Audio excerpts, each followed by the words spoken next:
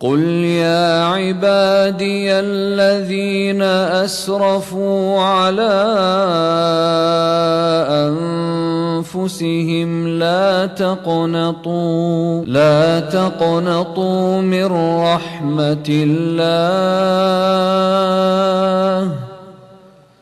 إن الله يغفر الذنوب جميعا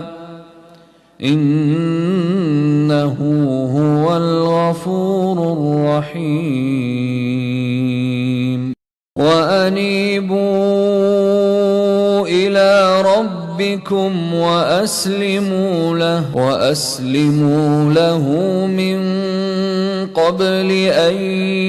يأتيكم العذاب ثم لا تنصرون.